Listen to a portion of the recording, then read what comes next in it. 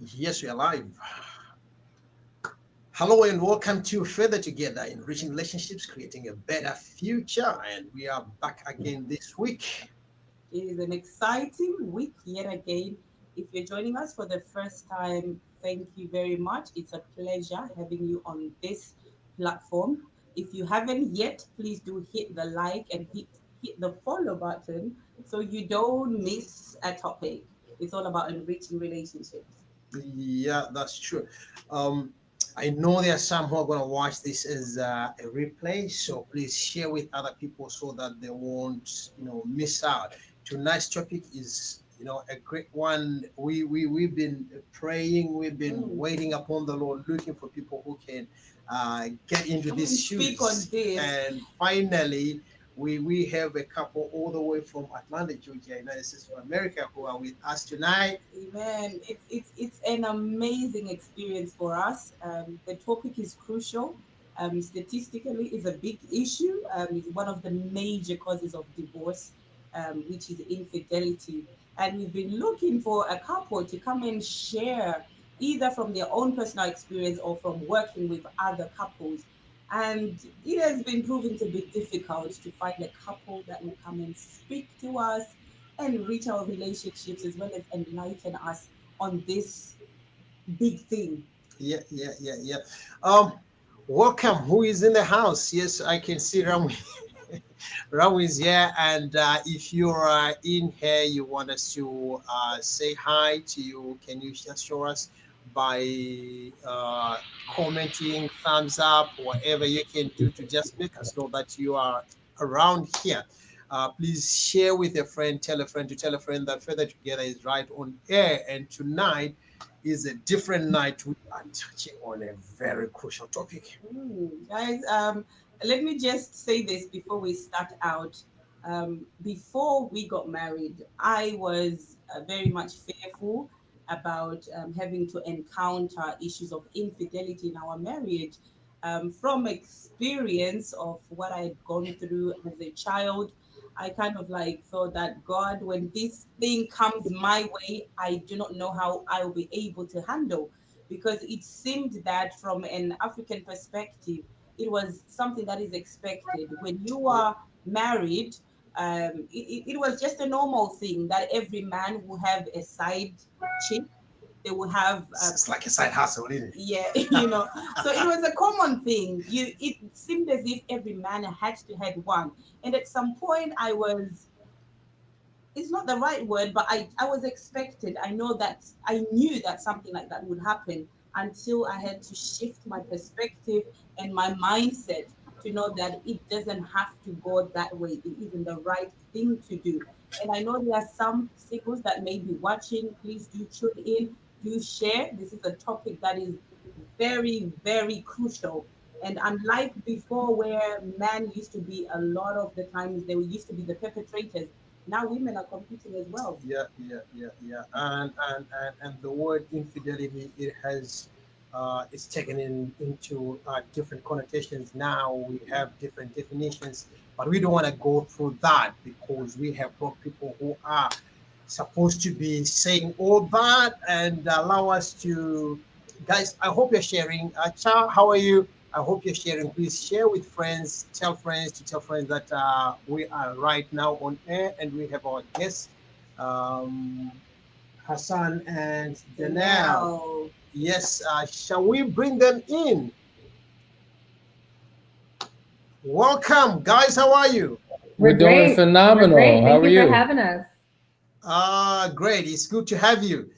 We know that you guys are quite busy. If you go on Couples Academy, every 40 night or so, every every other day. If I mean, for the past few days, you've been having some lives apart from the things which you're doing in the background. So we feel honored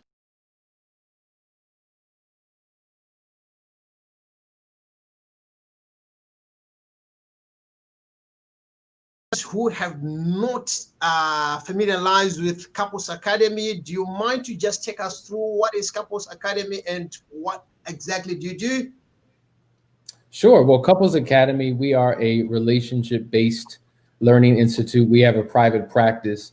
where we work with couples from all over the world. We're marriage coaches and infidelity recovery specialists. And for the last, 8 years, 9 years here in Atlanta specifically, we have been working with couples who are in crisis. Like 95% of the couples we work with are couples in crisis, those on the verge of divorce, and those impacted by an affair who are trying to figure out how to restore their relationship. So from our weekly coaching sessions that we have to our 3-day private marriage intensives, we've been able to help transform people's lives, both here on the continent of the United States and all throughout the world. So we're excited about that. Wonderful. It's good to have you guys, and you are specialists in the areas of infidelity. And now there's been a redefinition of most words we use, and of late there's this issue of micro infidelity, and and entanglement. Would you mind to define what infidelity is according to your own definition? That's a great question, because couples fight over this all the time. Yeah. So somehow, don't dare say what I did was infidelity. I cheated, but it wasn't infidelity. Or it wasn't adultery. It was just an entanglement. And all of these words are basically cousins of one another. But at the end of the day, if we remove infidelity, if we remove betrayal, if we remove entanglement, if we remove affair, we could replace all those words with one word: betrayal. I'm sorry. Yeah, betrayal. Betrayal is it. Yeah. If there's an emotional betrayal, a sexual betrayal, a social betrayal, it is a violation and a breach to the relationship, which can cause pain. Even a financial betrayal, which we can't leave There out, it is. because there's Yeah. all kinds of betrayals. And I think what happens is that we don't necessarily understand what infidelity is. So that's how we can minimize some and maximize others.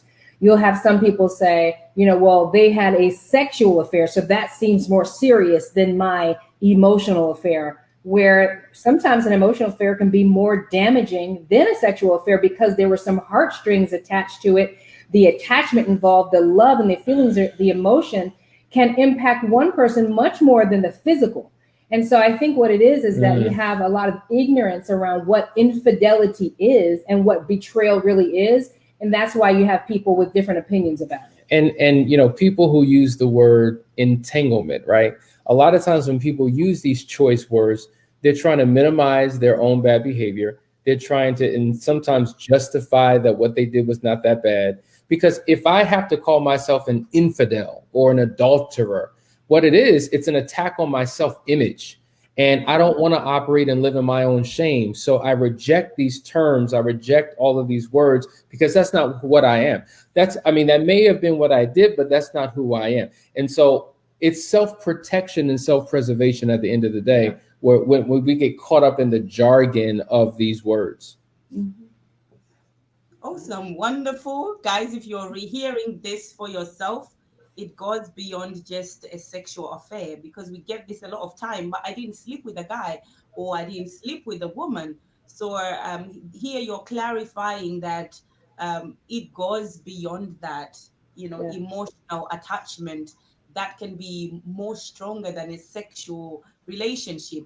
Yep. And at the end of the day, whatever, if it's emotional, it may end up leading to a sexual affair as well. So guys, I hope you're taking that on board. Please do share with friends and family. This will deliver. We always talk about deliverance on this platform. This will deliver another couple. So as infidelity recovery specialist, what would do you believe? A lot of people hold this belief that once a cheater, always a cheater. So if he's done it, or if she's done it before, it's gonna reoccur. What's your perspective on that?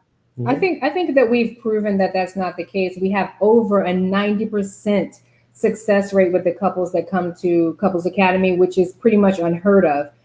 Many of our couples have come through other services and other programs, very well-known programs and services. They have seen psychologists and counselors of all kinds. And we tend to be the last stop for most couples who tend to stick around and stay, become part of the community, because they learn certain tactics. But more than the techniques that they learn working here, we have a community that offers some level of support and accountability. And I think that's really a big difference that we have here. So no, to answer your question, once a cheater, not always a cheater. And let me, if I could just add to that, the reason why we can blow up that idea and that myth is because of the process that we help take individuals through. So what happens is a person cheats on their partner is devastated. The person who cheated says, well, I mean, I'm not hurting, so I don't need counseling. You need counseling so that you can heal.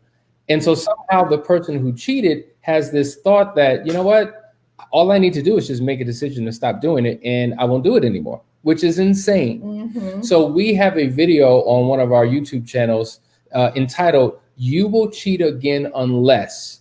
And it walks you through the 6 things that you need to do to keep from cheating again. So we bust up that theory that of once a cheater, always a cheater, if you're committed to a process, if you're attached to a system of accountability. And one of those things is getting couples counseling.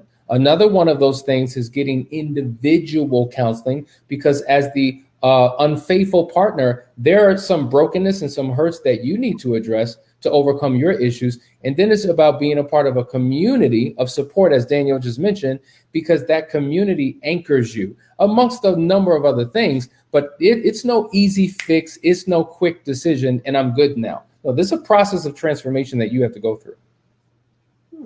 So on that note, can you help us understand the pain that the unfaithful partner also goes through? Because it is easy for people to feel that, well, because she or he cheated, then he doesn't feel any pain. They don't have any pain. Yeah. So every couple and every situation is different. So let's back up for a second. If I'm experiencing pain, whatever that pain is, but I don't have a knee-jerk reaction to cheat because I'm not wired to do that. Maybe I'm verbally abusive. Maybe I'm physically abusive. Maybe I pack my bags and run. That's my normal reaction to pain.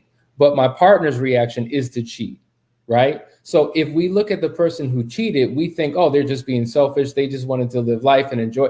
No, we're all in different types of pain and it shows up differently and it manifests in different ways. Absolutely. And I think what happens is the hurt partner then says, you don't have a right to be hurt. You don't have a right to feel pain because of the pain that you've caused me. But it was their pain and brokenness that led to the cheat in the first place. Excellent. And also what needs to be said here is that the pain that the ex-offender or the offender is feeling, that pain doesn't have anything to do with you necessarily. It could have been pain that they brought into the relationship that they have been carrying since they were a child, that they brought into that relationship with you. And the way that they acted out was infidelity, because you can take 2 different couples and you can see one couple going through the worst crisis of their life and have every reason to fall apart, to cheat on each other, to do the most diabolical things, but they don't, right? And then you go to this couple who has gone through something from way back in childhood and they just never learned how to process through their hurt and pain. And so they're acting out unfaithfully.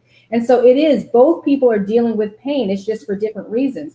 Another thing that needs to be said is that when it comes to going through the process where a hurt partner is saying, I'm not healed and you're racing me to the finish line to get healed, there's a lack, and there's a lack of sensitivity in that for the offending partner because of the pain that they're saturated in. They struggle to deal with their issues, to face their shortcomings. They lack worthiness. A lot of that is why they acted out in the first place. So they want you to just hurry up and heal and recover. It doesn't work that way. The hurt partner wants you to acknowledge their pain, and they don't want to acknowledge any of your pain because you're the one that broke this marriage. But what they've got to understand is that your offending partner was in a lot of pain way before you got there. So they're both in pain. And this is why this becomes challenging, because they never navigated any of this. And now that there's an affair and there's brokenness and betrayal, they are just bumping heads and they don't know how to talk to each other anymore. And that's where we step in and help each other, help them to understand each other. Yes, guys, if you are just joining us, we have Danielle and Hassan from Couples Academy, and they are recovery specialists from infidelity. So it's quite it's a crucial topic, and I hope you share it with friends and family so that they also benefit from this topic. And One might wonder to say, as you deal with these couples, what are the main reasons of cheating? What causes?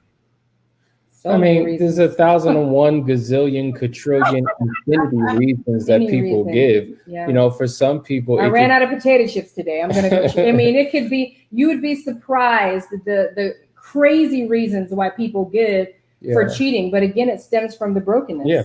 But some of the common things that we hear oftentimes is I wasn't getting enough sex. Mhm. And so because sex was Yes. on pause, I had needs and I needed to get them fulfilled. We lost an emotional connection and we don't spend time together. There's no romance, there's no anything. And so therefore, I still have a need to connect. And I found that in somebody else. A lot of times people cheat because they're mad and they're hurt and they're just completely disconnected. So you have to understand, there's phases of a relationship. We talk about how couples go from being soulmates to role mates to roommates. And in many cases, if they're in a bad situation, they can become cellmates where they're trapped in the marital prison. And when you don't like your partner, when you're emotionally disconnected, you will justify and rationalize whatever. Because at the end of the day, I just want to be happy. I just want to feel good. And if you're not doing it for me, I'm going to find somebody else who will. Right? Some people we hear, they have an addiction, right? There's a sexual addiction or a sexual compulsion. And let me just say this. We did a teaching where we unpacked the 5 hidden addictions of an affair. And sex was one of the 5. So there are many more than just a sex addiction.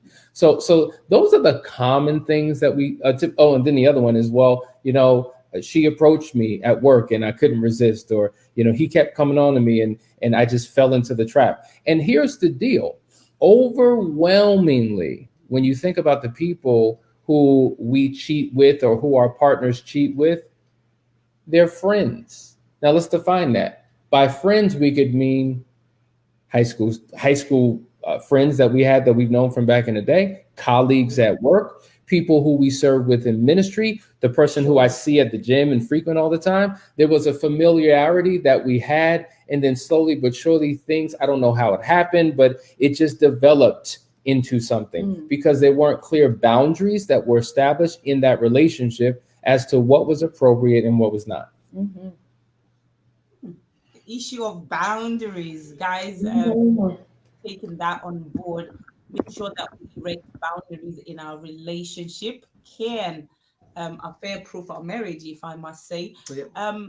Can we talk about the aftermath of infidelity to the hurt spouse? Obviously, you speak to a lot of couples, you help a lot of couples, and in one of your videos, Danielle was explaining how what women are saying to the men, you know, like, men, you have to get this right. This is what women go through. Can you just explain to us the hurt that women, from a women perspective, that women got through after infidelity?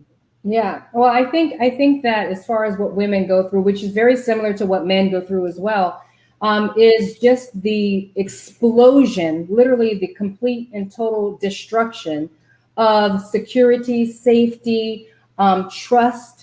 Everything that you know is literally done and gone. And I think that what I like to talk to people about when it comes to restoring that is you have to learn or understand your partner and what their nuances are. We talk about the Enneagram a lot, which is a personality typing system that we also use to help couples really connect and understand each other, because trust and believe, before the affair, you had problems. And as wives, I always call wives hummingbirds. I like to connect us to that little bird, because that bird, he flaps his wings, she flaps her wings so many times, and she's flapped her wings 1,000 times before you even notice that she's there. And that's what we have done as wives. We've covered shortcomings. We've overcompensated for things that we've seen a long time. And then what happens when there's an affair and there's an explosion in all that trust and confidence that we had? We stop doing everything. And now we want our spouse, who was never doing all that before, who was never equipped to do any of that before, and you were the one that was doing all that, you want him to do it. You want him to be what he never was. Mm. And that's the struggle that couples are having when it comes to the hurt, because you truly are hurt. You're broken. You don't trust anymore. You can't understand why this happened. And based on your personality style really determines how you see this affair and how you need to move through this affair. And so what we do is we have our people tested to find out, what is your personality style? How do you need to receive information? How do you give information? So that now I can put on your lenses when I'm talking to you and talk your language and understand where you're coming from. That's what this is all about. It's about understanding. And I talk to my ladies when I'm talking to wives one-on-one. I say to them, listen, you have to have a very strong why when it comes to your reason for sticking here. You need to know from God why. You need to have your own personal reasons why, because one thing you're not going to be able to do is change who he actually is. So whatever shortcomings he had before, he's still going to have. Your job is to work on forgiveness so that you can do what you usually do, be that hummingbird and cover the way that you were created to cover. God said it is not good for man to be alone. He made us the help me. He created us to fill in the blanks. So why do you think now, after the affair, no longer is your job to fill in the blanks? It's a lot that we have to deal with as women, right? And that's why it's so hurtful for us when our husbands step out on us, because we've given so much, we've covered in so many ways, and it feels like that wasn't enough. And wow, what a powerful response. And the one thing she said that I want everyone to hear, you have to be clear on your why, because this journey of recovery is not an easy one. It's going to hurt. There's going to be several steps forward and several steps back, and you're going to feel like throwing in the towel and calling it quits and just giving up. And you have to be anchored in, soaked and saturated in a strong why. Because if you don't have a strong why, then the how will seem impossible. And here's the thing that needs to be said. And then I hope Hassani gets to speak for the men's side. But when it comes to this strong why, you know, for the men, they have a powerful why, right? A wife is a huge benefit, right? What husband wants to lose the marriage that comes with a beautiful home, taking care of cooked meals served on a platter, taking care of your kids, putting lotion on them, all of that we do, plus work, make money, help pay the bills, be there for you, satisfy you sexually, everything. They have a tremendous why. And so this is why I have to really work with wives to help them find their why so that they can move forward with forgiveness, which is something that they need for their lives. Because it's not about forgiving him necessarily. The forgiveness and releasing that resentment, that anger, all of that is for her. Yeah, Hassani. I don't even know. What do I have? What can I say? The male perspective, but it's okay. The male perspective. Well, what side of the male perspective are we talking about? Are we talking about the betrayed spouse, the unfaithful spouse? She just wanted us to bring the male perspective, where I think we might also want to look at another angle, which is slightly different.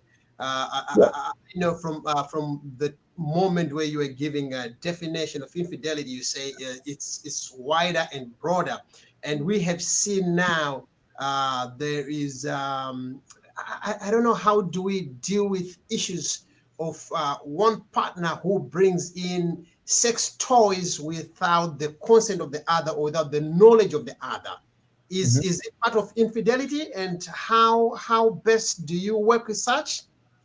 Yeah, of course. I mean, well, the Bible says that marriage is honorable and the bed is undefiled. And it's important to understand what that means. That means that there should be only two people in that marital bed. Now, there's negative influences that we can bring into the marriage bed, and then there are positive influences as well. And so I know every couple is different in terms of what they think is okay and not okay. But at the end of the day, here's the principle that you have to operate by. If it works for me, and it doesn't work for Danielle, it doesn't work for our marriage. If it works for Danielle and it doesn't work for me, it doesn't work for our marriage. And there's so many people that are forcing their will on their partner and forcing them to engage in things that they're not comfortable with, that they are morally against. And it's creating all types of issues in the bedroom And that's how couples wind up going from bad to worse. So having healthy conversations about sexuality is important. It's one of those things that many people love to do, but just don't like to talk about. Because when you're talking about it, it can reveal self-esteem issues, insecurities, shame, guilt from the past, all types of things. But we say that you have to get comfortable with being uncomfortable. And the more you have these uncomfortable conversations, the less uncomfortable they get. Does that make sense? Yeah. Thank you for that. Okay, Danielle, when you were talking earlier, we could obviously point to the fact that sometimes the hurt partner will always have these triggers that connects them to the thing that has happened in the past. They probably sometimes we hear issues of, oh, when he came back home, I could smell the shirt. It still smelled like the perfume of the other woman, and probably there is nothing like that going on. So how do you really help someone that is going through, that's having to relive the experience again through the triggers that is connecting to the past? Sure. Well, triggers are real, and you know, it's sometimes it is actually what they're experiencing is actually a real thing. They might have smelt something. It's called post infidelity stress disorder. We call it, right? Post infidelity. And so after the infidelity, you might be triggered by smells, sights, sounds, locations, and things like that. And depending on who you are determines how you handle that. You might go into constricting mode where you block everything. And we see this show up with couples who, you know, there was an affair that took place and the person is numb and they walk around and they're doing the things that they used to do. They're still having sex. They're still serving food, but they're completely shut down. They're angry. They're ruminating inside, right? So they're dealing with their trigger that way by shutting down the trigger, the thoughts. Then you have people who experience hyperarousal, where, like what you said, they smell a scent. It could be the smell of lavender, right? Blowing in the wind from being at the park reminds them of the scent of the perfume that they would catch a hint of on their husband's shirt whenever he would come home. So how do you deal with these things is the question, because there is a method. And the process begins with making the decision to heal, right? There's a book out there. It's called Healing is a Choice. And I can't remember the author, but it's a phenomenal Stephen Otterbach. Okay. Phenomenal book. And it really does walk you through this process of understanding that you have choices to make now. Just like you've made the choice to stay in this relationship and rebuild, now you have the choice to actually heal your life. So that's step number one. The second thing is that we need to learn to accept. Acceptance is step number two. I have to accept that this actually happened to me, right? And when I accept that this actually happened to me, a couple of things happen, depending on your personality. Either the emotions are unlocked and they bubble to the surface and they can look all kinds of ways, like crying, hollering, screaming, depression, everything. When you unlock how you're feeling, or you'll have that acceptance where somebody can say, okay, I'm going to process through what this happens. I'm going to feel this pain and deal with this. And once you have acceptance, once you get through that process, which has lots of steps, then you're on your path to recovery and not being so affected by triggers. But we're all triggered. Our bodies are designed to trigger us, to protect us. And, we say this as well, that it takes two. I really need the offending partner to understand triggers are real. And even when you're doing everything right, we put our couples through a process. And even when they're doing everything right, they're dotting all their I's and they're crossing all their T's. There are going to be some days when your spouse is triggered and it doesn't matter what you're doing. They're going to have a meltdown. They're going to be angry. They're going to be crying. And what ends up happening is the offending partner is like, wow, I've done all this and it doesn't matter. No, it does matter. You need to keep doing that every single day. And you need to acknowledge she's triggered or he's triggered. What do I need to do to help them get through this trigger? I think all too often couples get upset with each other because they're frustrated about this process. And they don't just sit down with each other and say, what can I do? What do you need me to do right now to make this better? Sometimes it's nothing. Sometimes it's being quiet. Sometimes it's listening. I think it's about communication. Absolutely. Hmm. You see, the journey to recovery is not an easy one, and that's the reason why in most cases we say better prevent than treat. Uh, Yes, absolutely. yes, if you are watching and you have a question that you want to pose to Danielle and Hassan, you can just type your question right here, and we'll send it to them. They are willing to take any questions as we speak right now. And if you can also share with friends, sharing is caring. Um, Hassan, you guys, you spoke about having a makeover, and but on the other hand, there's a mention or there's a notion that most people who cheat, they cheat with people who are very close to them. Is this issue of disconnecting, and if it is at workplace, or I just quit, I don't have to talk about it. Let me just quit the job. Let me just cut off the relationship. Does it work? Mm, Well, I think you have to do a number of different things. There are certain situations with couples that we work with where a spouse had to quit their job because they had an affair with a coworker. We know a couple that literally moved to another state because the spouse had an affair with a neighbor. yeah. I think that whatever the trigger is, you have to address that trigger and make adjustments to accommodate that trigger. Yeah.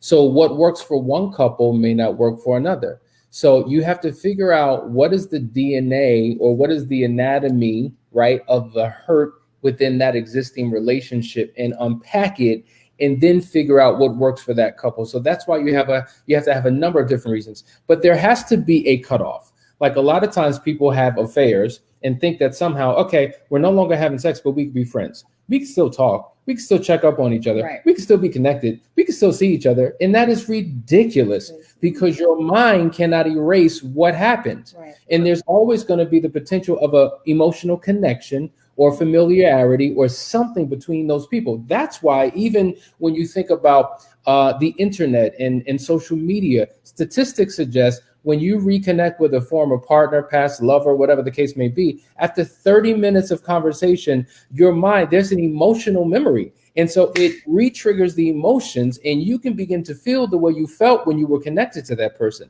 After 30 days of communication, it increases the probability of a potential affair. So that relationship goes from online to offline. So yes, you have to put serious boundaries around yourself and around your marriage. You have to build a wall, if you will. A lot of times when couples are disconnected, they've built a wall between them and they've erected a window around them, allowing them to see out into someone else's life and someone else to see into their life. But what we need to do is tear down the walls and the windows, erect a window here so that we can see into each other's lives and build a wall around us for our safety and protection. When those things are done, then you're increasing the probability of success for your future. That is so profound, so profound. There's a need for a wall around us, but not not between between us. us. Yeah. Like that. Build a window between us so we can keep looking and seeing into each other, building a wall around us. And talking of boundaries, one of the things that we have set as a boundary for ourselves is making sure that um, any opposite partner, any opposite, what you call it, opposite friend of the opposite sex will be friends with both of us. So I won't necessarily have a male friend that I am just close to by myself that he doesn't know about, that he doesn't relate with. So if I have a friend, I have to now bring him and he becomes our friend, and the same with him. So I think having healthy boundaries can affair proof our relationships.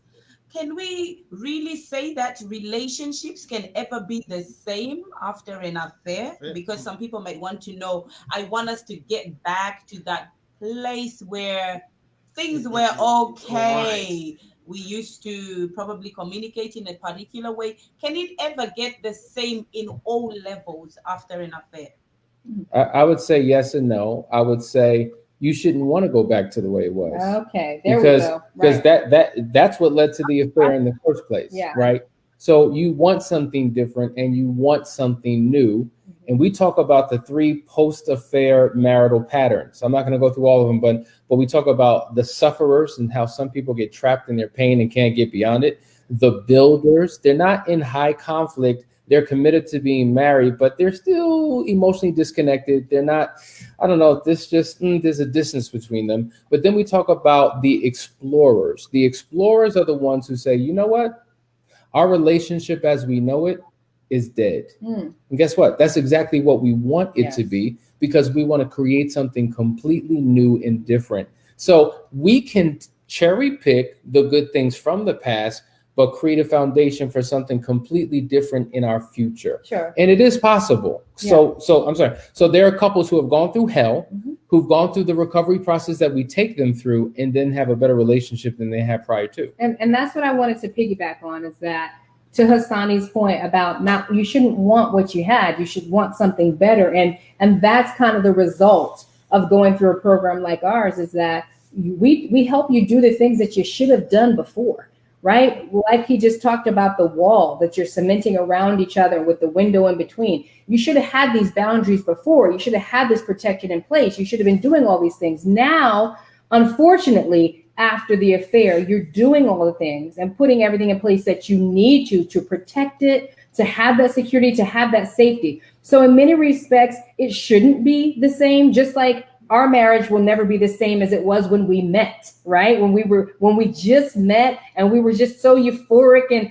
if I touched his hand, I was just, shaking to death just by touching his hand. Like, those things change. For me to think, oh, I wish it were like it was, a lot of that is part of the problem, that we don't recognize that we shouldn't be staying the same. We should be growing, right? People always say, you've changed. When people become successful or learn new things or get their degrees, you've changed.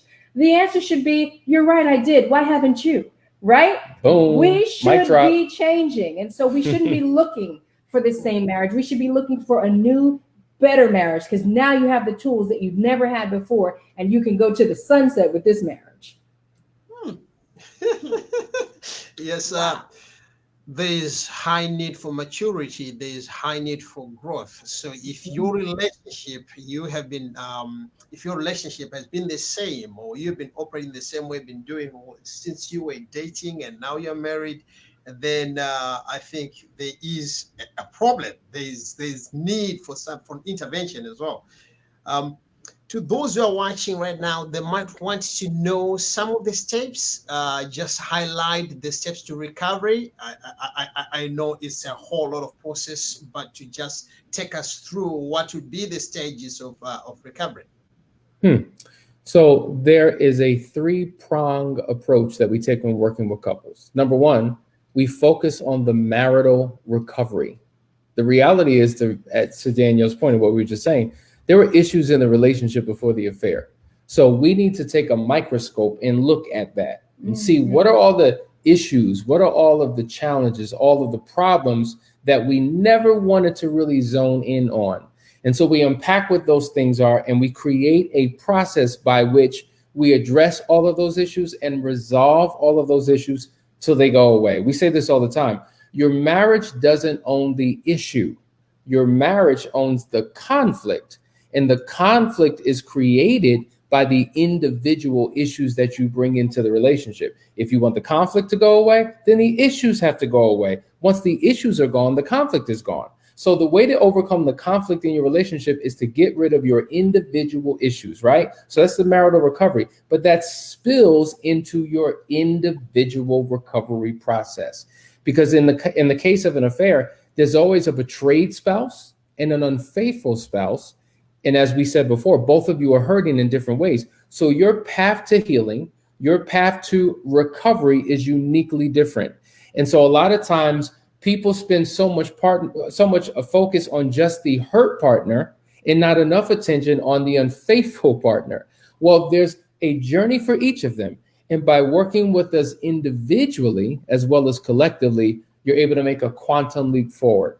And then third, and most important, is the affair recovery process. Now, many of you are going to your pastor, you're going to a therapist, you're going to a counselor, and many of them may be marriage enthusiasts and may want the best for your relationship. You're getting scripture, you're getting principle, you're getting, general things that will help in a general sense. But a lot are not skilled, trained, and developed in affair recovery, which is uniquely different. And there's specific steps that we take couples through. I don't have time to unpack them all, but just a few of them.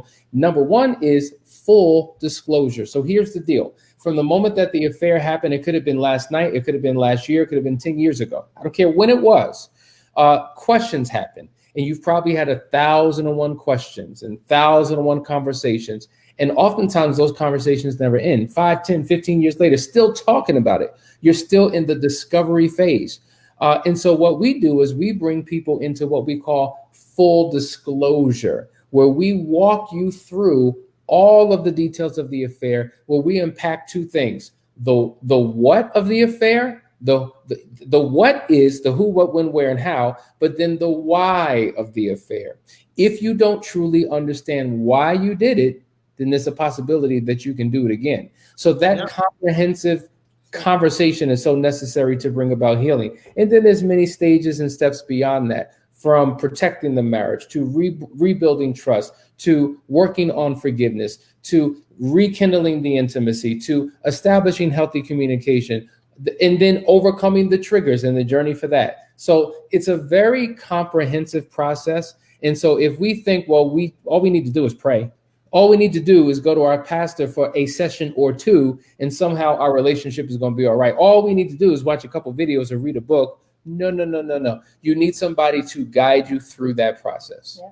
Wonderful. And that is why the Couples Academy is here to guide us through the processes. So if ever you need to, please do get in touch with them. And in cases where a couple or a spouse feels that my partner doesn't have the capacity to handle the truth of the information, we know that truth hurts, but it also heals at the same time. But if they feel that my spouse doesn't have the capacity for me to tell them everything that really happened, how do you help such a couple? Well, that's often the case because we're wired differently. So some people have a need to know everything, and the person who's the offender doesn't, if they were in that situation, they wouldn't want to know. So because they wouldn't want to know, they find it very difficult to tell any and all that's necessary to be told. But then on the flip side, the offender wants to tell it all, and then the one who was cheated on doesn't want to know all the details. Now, I would say this: maybe not every nook and cranny is necessary to know, but you need to have a comprehensive understanding. There's certain information that will help. There's certain information that may hurt, harm, and hinder. So you have to be sensitive to your partner and to what's necessary.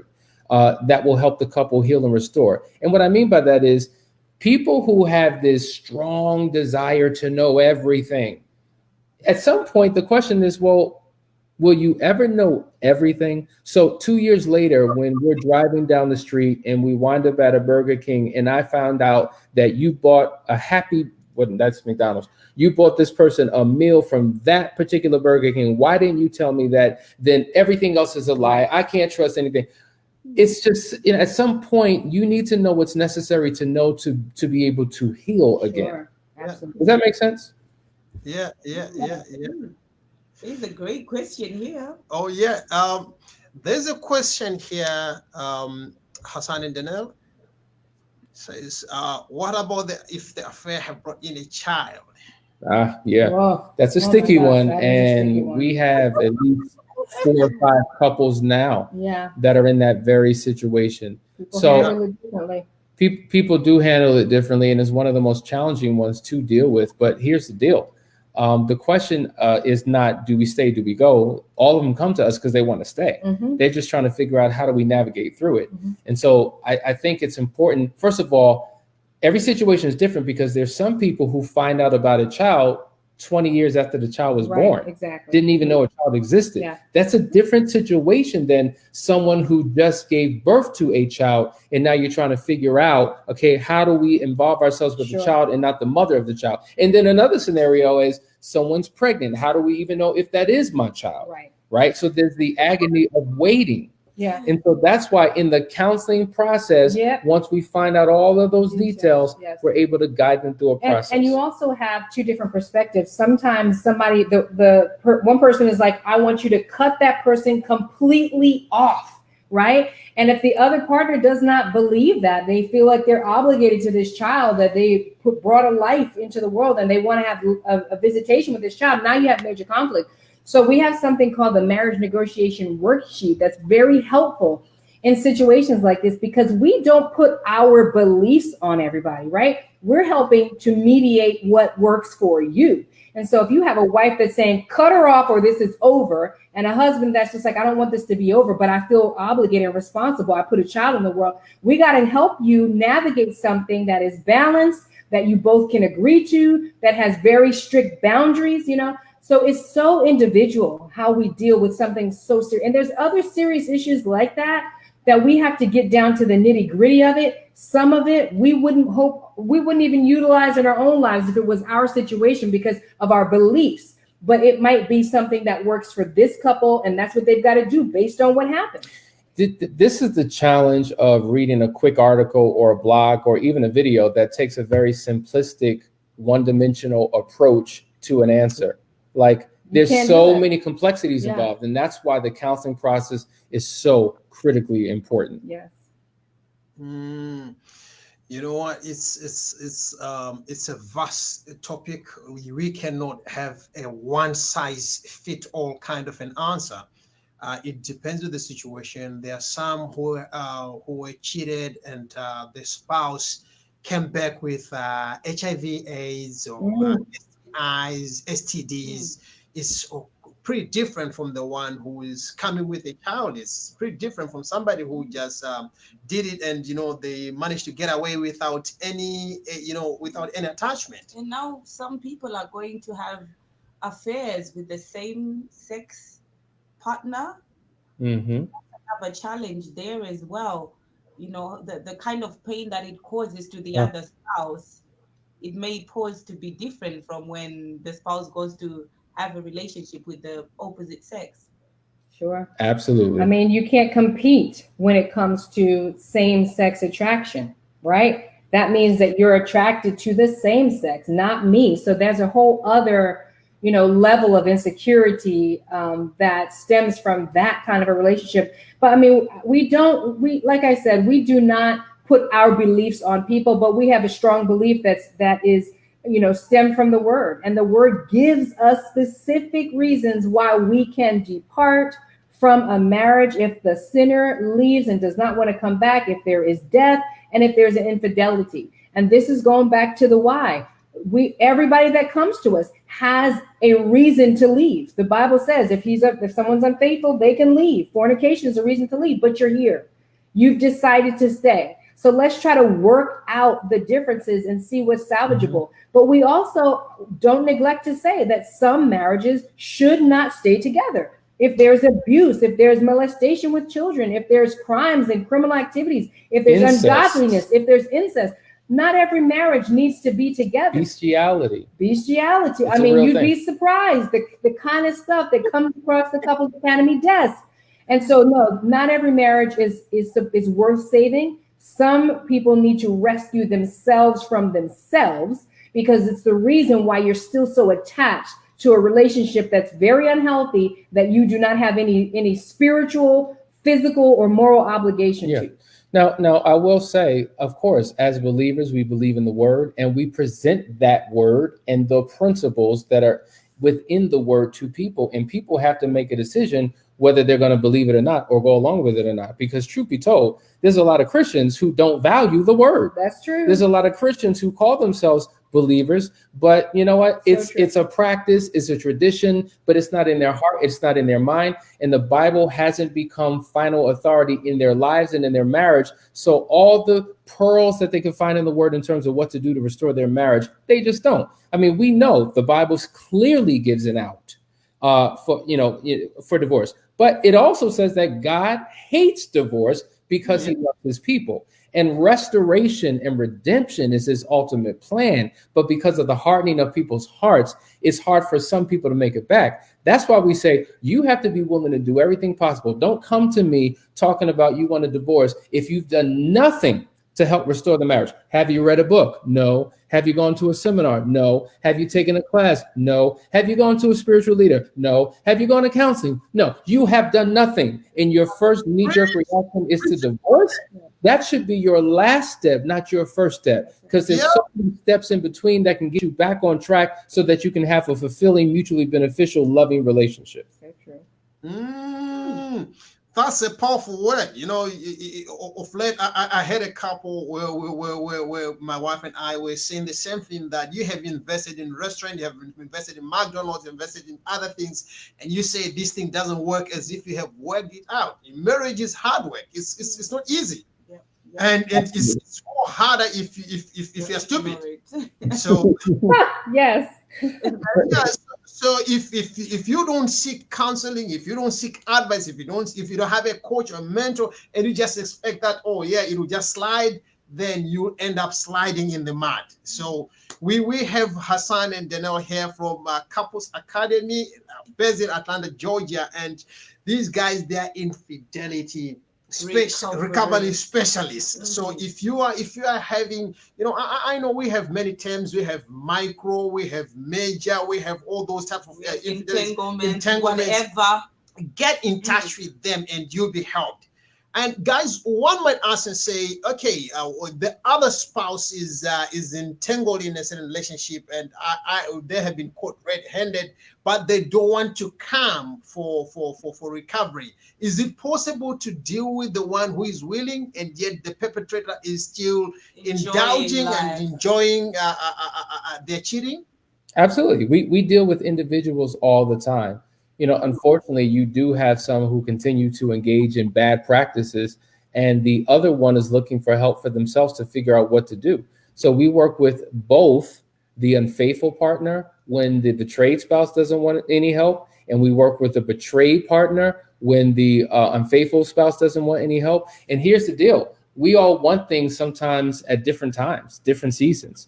And we know that it takes one person to start or initiate a process, and something can shift and pivot to get the other partner on board. So there's been situations where we've worked with one individual, and then the other partner was just like, wow, I'm curious. What in the world is he talking or is she talking to my spouse about? And their curiosity brings them in, or they're motivated because they're starting to see changes. Like, oh my God, things are really changing around here. Let me get involved. Yeah. So the goal is to go from individual to couples counseling. Right. Well, and the fact is that when you begin to work on yourself and change yourself, you force your environment to change to accommodate the new version of you. So if there were certain boundaries that you didn't have before, and now you're setting boundaries and you're respecting your time and you're creating space for your own growth and development, your spouse is going to wonder what's going on. Either they're going to get on out the way, or they're going to jump on board and find a way to get involved in this transformation that they're seeing in you.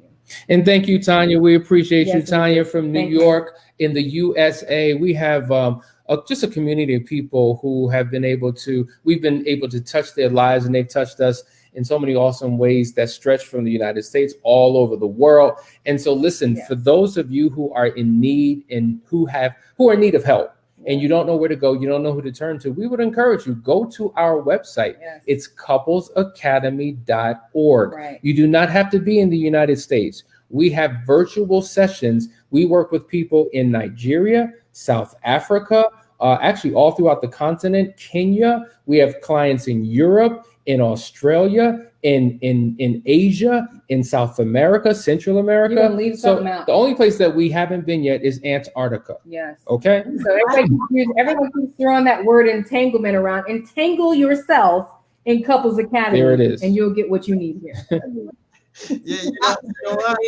No matter wherever you are, to be fair, you guys, you're in the United States and you are in London, UK, and look at it, we're chatting right now. We're having this interview whilst you're in the comfort of your home and we are in the comfort of our home. So nothing should stop you to seek for help wherever you are. Couples Academy is right there for you. Yes. Before we roll down to a close, it would be so unfair if we don't ask this question with regards to sexual intimacy after infidelity. We get this a lot of time. I'm struggling. I don't know how to kiss him again. I don't know how to have sex with him.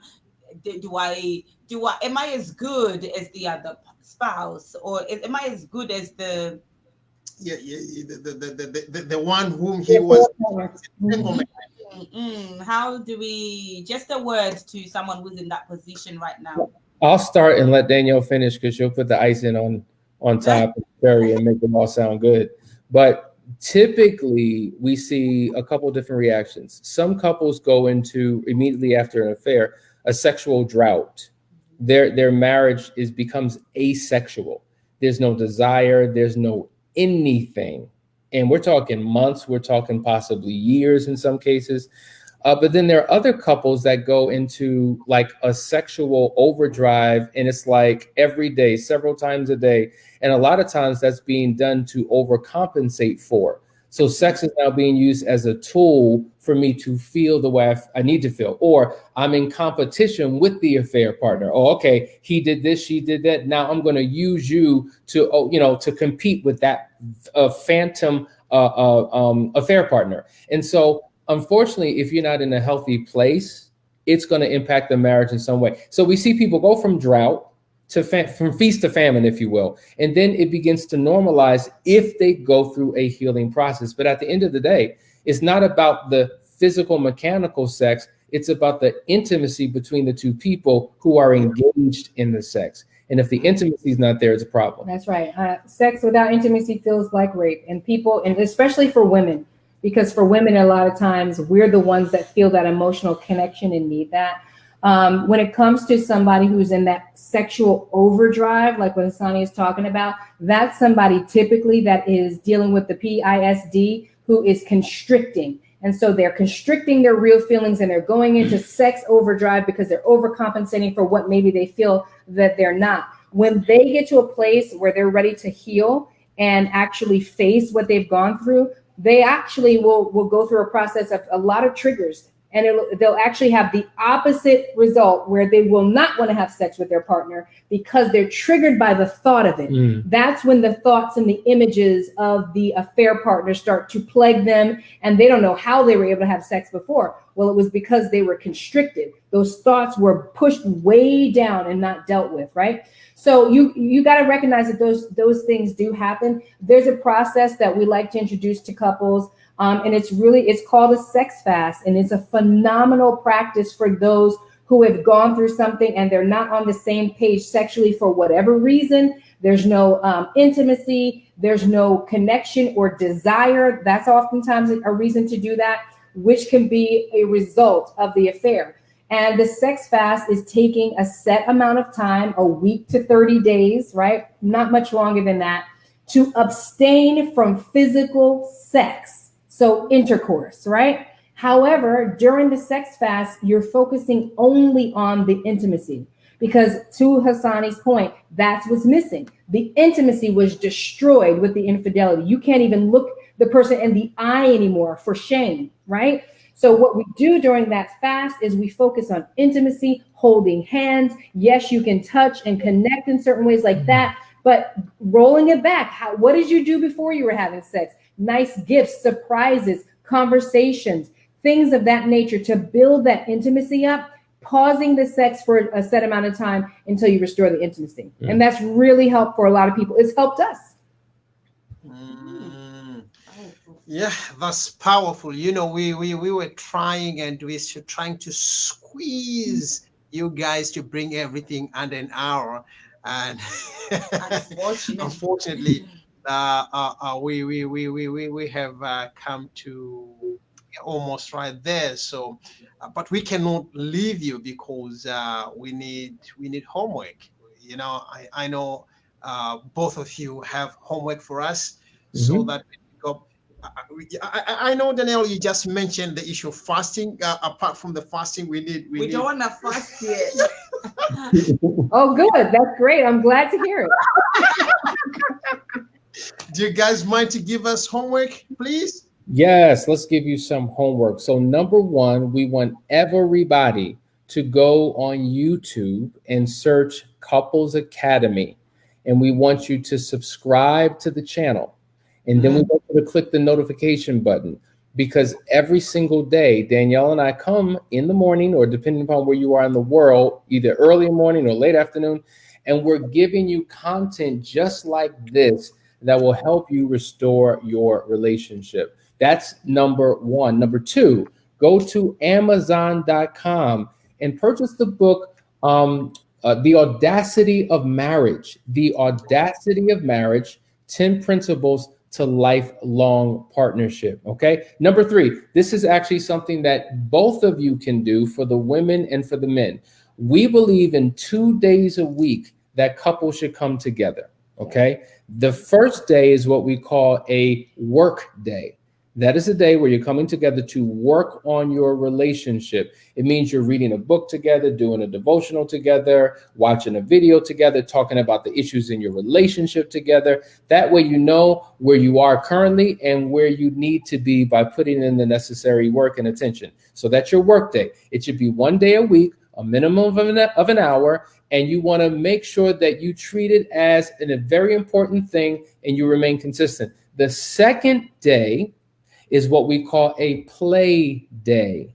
Your play day is a day where you come together and play. You know, they say couples who pray together stay together, but it's also true that couples who play together stay together. So going back to recreational companionship, date nights, forming rituals of connection, those are the things that you both need to do. So whether you are the offender or the offended, both of you have to partake in those activities to restore the relationship. Absolutely.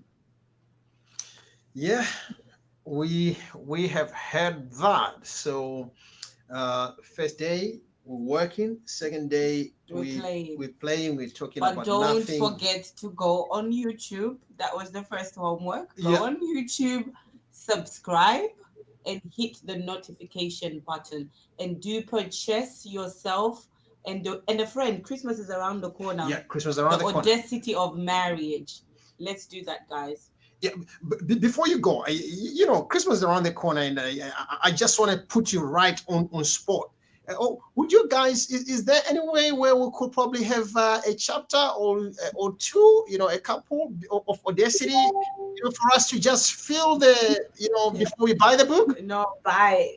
I think there is a chapter. Yeah, we actually have a few chapters that we can give. So listen, we do have to go because we have a session that starts like 2 minutes ago. Yeah. But yeah, we can make a free chapter available to you and give it to your community so that you all can read and really enjoy it. But listen, we love you guys. We appreciate you, and we will talk to you all shortly, hopefully again. Bye, guys. Thank you, guys. You have a good day. You all too. right, take Bye-bye. care. Thanks. Thank you so much. What more shall I say apart from saying thank you so much to those who are watching right now. We love you, and without you further together, we'll not go this further. I hope you are going to share with a friend so that those who normally watch as a replay will also have the opportunity to watch. For me and my beautiful wife, Priscilla here, we're signing out till we meet again. Love you guys. Love you. Bless. Hi, Mommy and Daddy. Hi.